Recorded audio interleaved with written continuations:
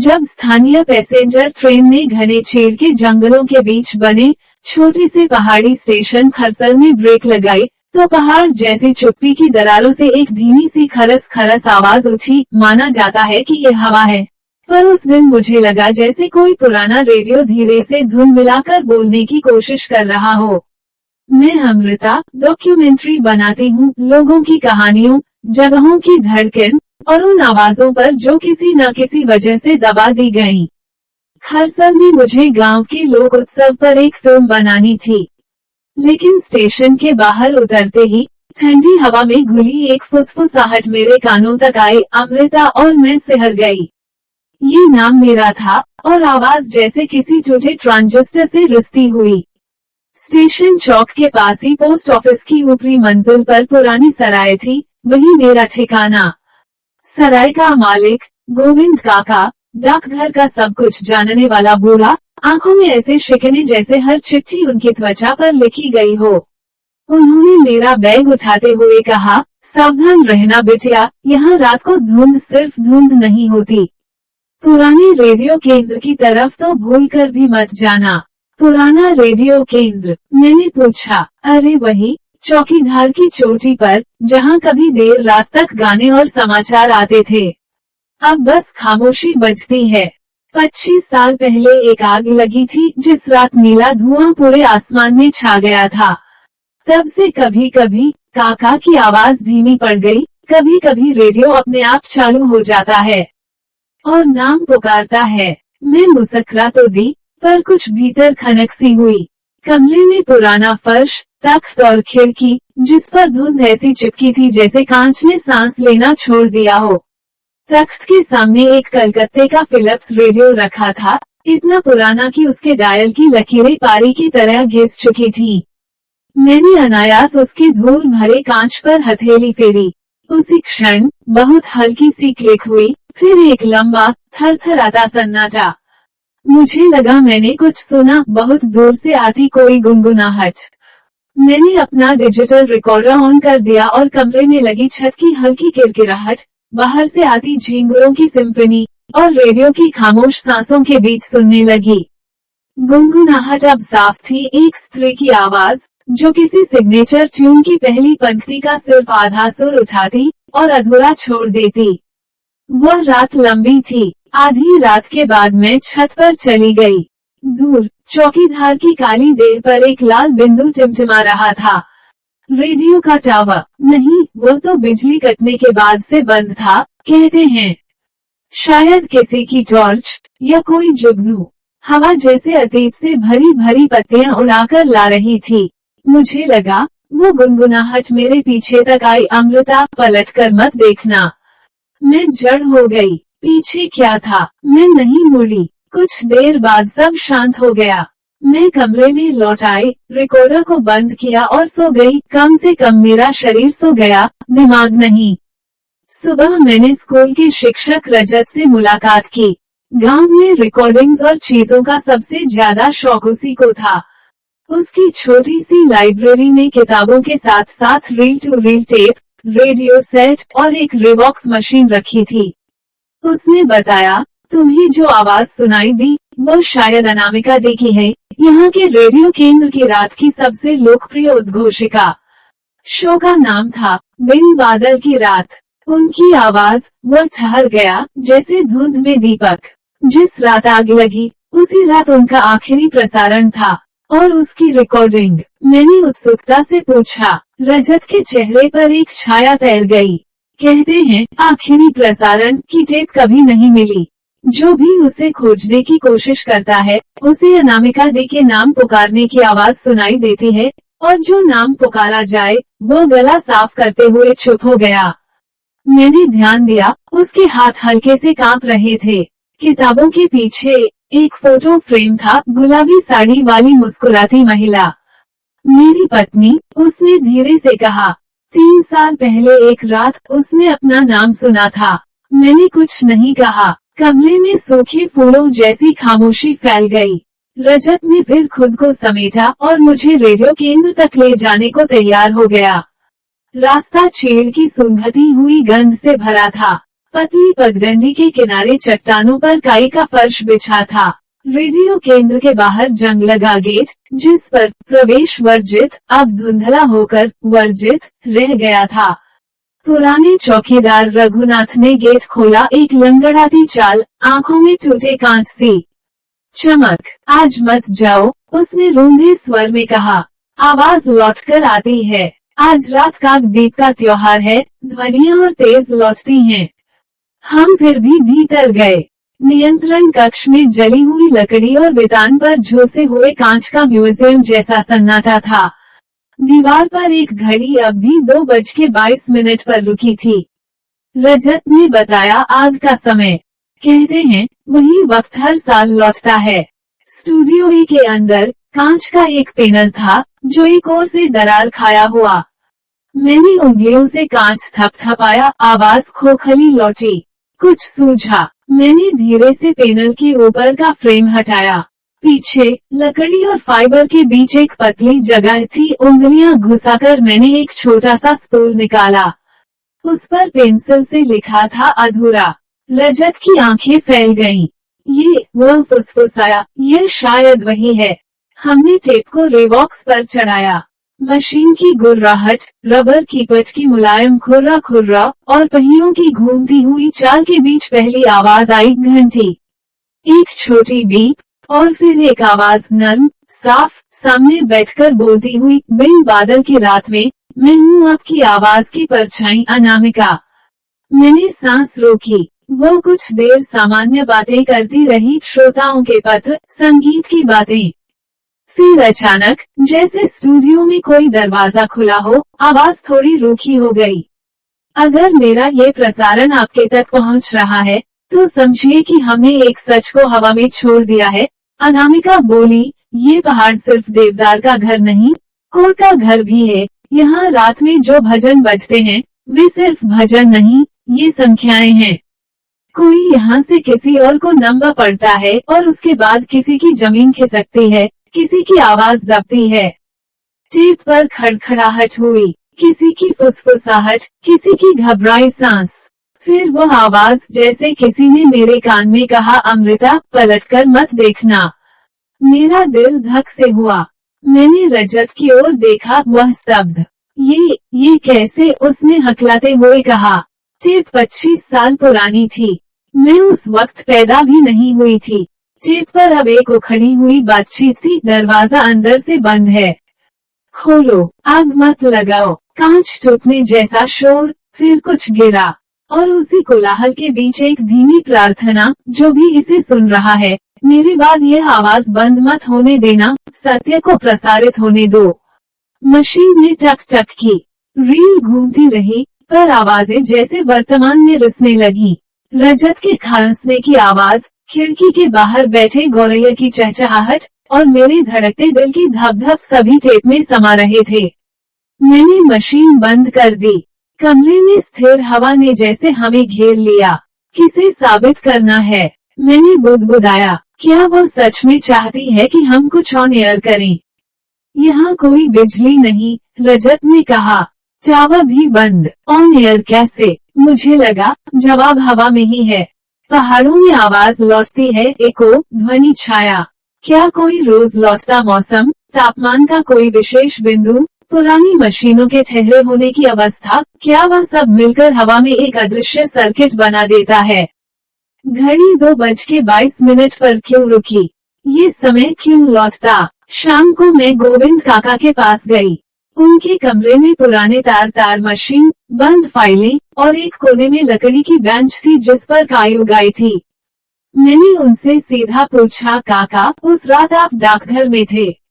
वह चौंके, फिर लंबी सांस ली। मैं था, और मुझे टेलीफोन आया था रेडियो केंद्र से। अनामिका या कोई मदद मांग रहा था, लेकिन उनकी आवाज टूट गई। ठेकेदार भदौरिया का आदमी मेरे पास बैठा था। बोला, ये सब नाटक है। लाइन कटवा दी। मैंने, उनकी आंखों में पानी आ गया। मैंने गलत किया। देर से फायर स्टेशन को खबर दी।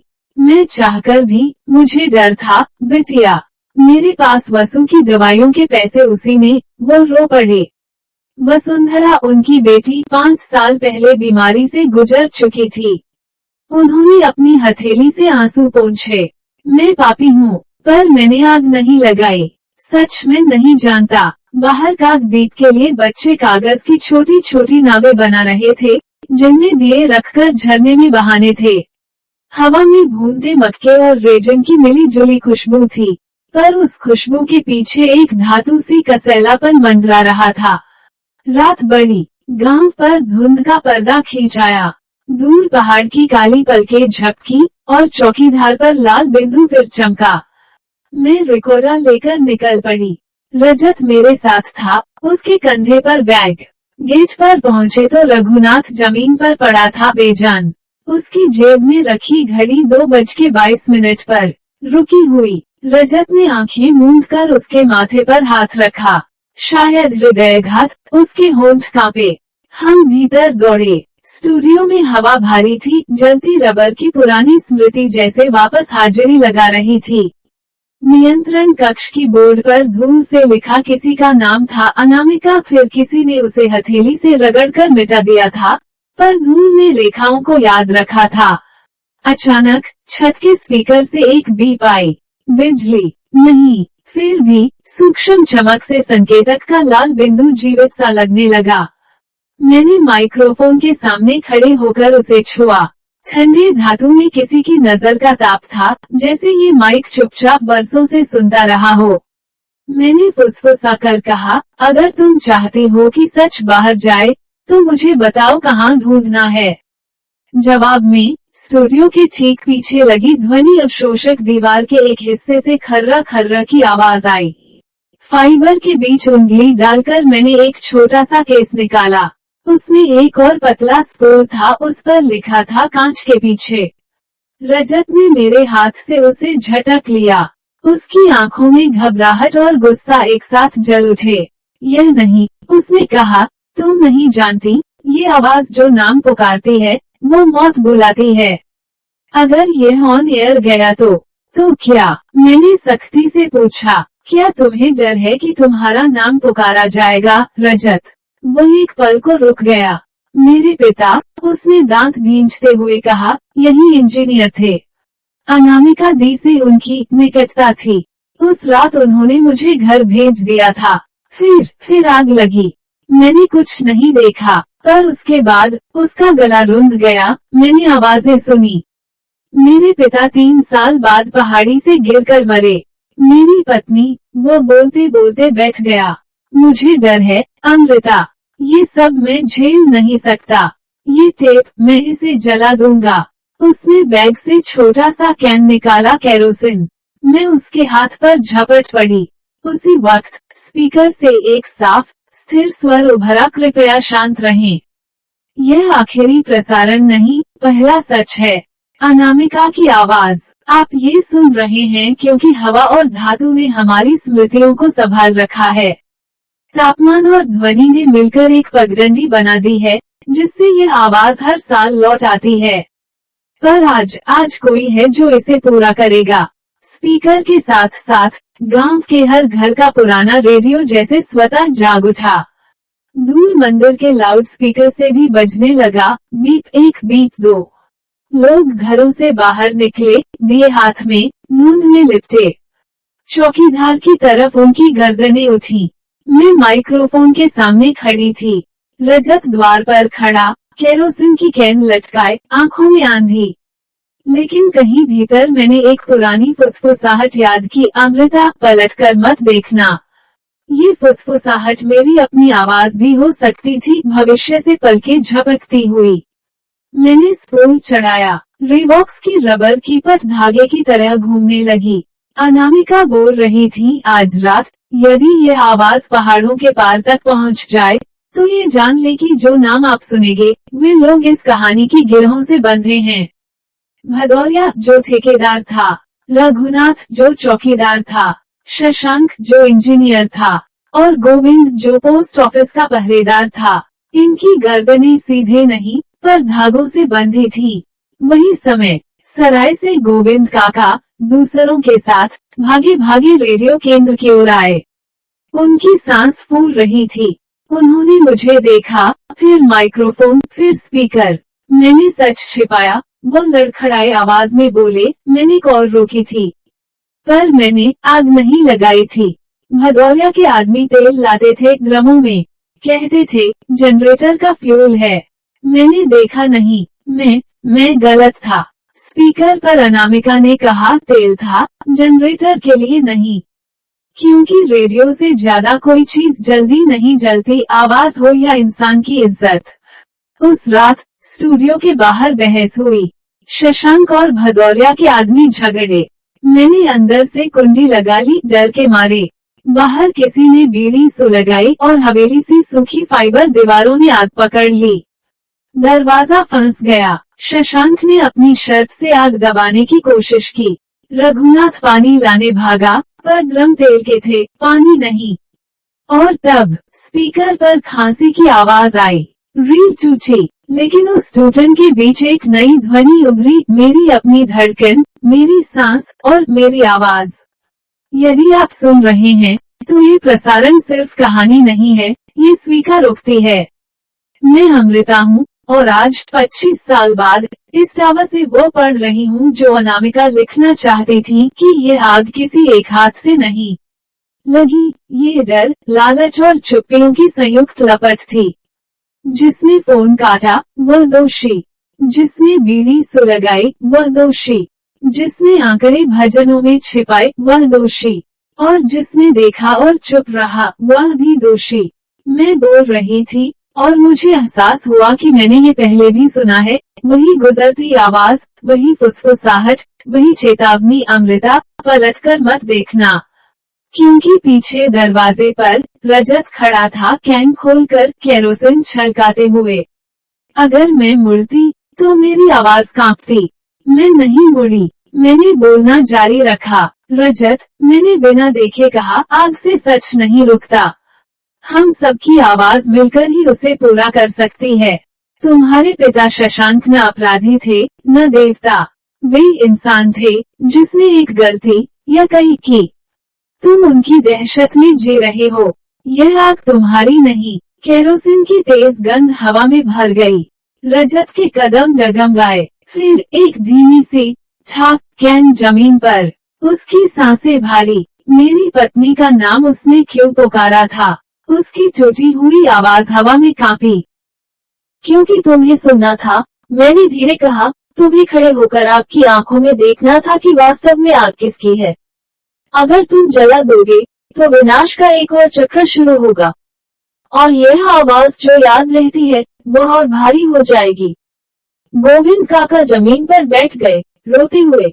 बाहर गांव वाले स्पीकर की आवाज को सांस की तरह सुन रहे थे। कोई मंत्र नहीं, कोई भजन नहीं, सिर्फ दो आवाजें, एक जो चली गई और एक जो अभी चल रही है। और दोनों के बीच पहाड़ का सन्नाटा जो एको बनकर लौटता है। घड़ी ने एक हल्की टिक की। मैं चौंकी। दीवार वाली घड़ी, जो वर्षों से 2:22 पर रुकी थी, उसकी मिनट हैंड ने अत्यंत धीमी, जिद्दी चाल से एक रेखा पार की। 2:23। माइक्रोफोन पर बहुत हल्की ताप की परत बही, जैसे समय का एक कटा, जो 25 साल से छूटा पड़ा था, अंदर धंस गया हो। रजत धीरे धीरे मेरे बगल में आकर खड़ा हो गया। उसकी आंखें भरी थीं। उसने कहना चाहा, पर शब्द ने जैसे खुद को उसके गले में बांध लिया। उसने बस सिर झुका दिया। उस रात के बाद गांव में जो हुआ, वह किसी रिपोर्ट में नहीं समा सकता। रघुनाथ की देह का अंतिम संस्कार हुआ। लोग कहते रहे कि दिल का दौरा था, कोई बोले कि नाम पुकारे जाने का डर। गोविंद काका ने थाने में जाकर बयान दिया, भदौरिया के नाम, ड्रमों के नाम, कटी हुई फोन के नाम। भदौरिया तो वर्षों पहले मर चुका था, पर उसके आदमी कुछ नीचे के कस्बों में अब भी जीवित थे। जांच फिर से खुली। ये किस स्तर तक पहुंची, ये दूसरी कहानी है। पर खरसल में एक फर्क दिखा। धुंध में अब भी आवाजें थी, पर वे अब सिर्फ चेतावनी देने नहीं आती थी, वे धन्यवाद कहती थी। मैंने अपनी फुटेज, अपने ऑडियो और उस रात की रिकॉर्डिंग एक लंबे, स्वच्छ सांसों वाले एडिट में समेटी। डॉक्यूमेंट्री का नाम रखा, आवाजें जो लौटती हैं। मैं जानती थी, इस नाम को समझने के लिए शब्दों से ज्यादा चुप्पी चाहिए। खरसल से निकलने की सुबह मैंने सराय के कमरे में रखे पुराने फिलिप्स रेडियो पर उंगली फिर से फेरी। इस बार कोई क्लिक नहीं हुई। एक सरल स्थिर खामोशी थी। मैं बाहर निकल आई। सीढ़ियों पर कागज का एक पतला सा लिफाफा रखा था, पीला, किनारों से घिसा हुआ। उस पर काली स्याही से लिखा था अमृता के लिए। अंदर एक कागज की पर्ची, पुराने टाइपराइटर के अक्षरों की खटखट से लिखा हुआ धन्यवाद। आवाज को आवाज देने के लिए अनामिका। नीचे तारीख 27 अगस्त 1998। मैंने कागज को छुआ। वह उतना ही वास्तविक था जितनी हवा, और उतना ही असंभव जितनी उसकी तारीख। मैंने उस पर्ची को अपने बैग के अंदर रखा। ट्रेन में बैठी तो पहाड़ों की हरियाली जैसे हिलते हुए हाथ हिला रही थी। स्टेशन से दूर जाते हुए मुझे एक बार फिर वही धीमी फुसफुसाहट सुनाई दी, अमृता। यह मेरा नाम था और न भी मेरा। मैंने मुस्कुराकर खिड़की से बाहर देखा। पटरियों पर पड़ती धूप की छिपकी हुई सड़कें और चील की कतारों के बीच मुझे लगा कि कहीं कोई पुराना टावर अब भी खड़ा है। उसका लाल बिंदु अब स्थिर, और उसके भीतर इकट्ठी हुई सारी आवाजें अब धीरे धीरे मुक्त हो रही हैं। मुंबई पहुंचकर कई महीने बीत गए। डॉक्यूमेंट्री ने उम्मीद से ज्यादा लोगों को छुआ। कुछ ने कहा ये भूत की कहानी थी, कुछ ने कहा यह अपराध और साजिश का सच था। मेरे लिए यह एक आवाज का पुनर्जन्म था। रात के 2:22 पर कभी कभी मैं जाग जाती हूँ। कमरे में हल्की गुनगुनाहट गिरती है और फिर थम जाती है।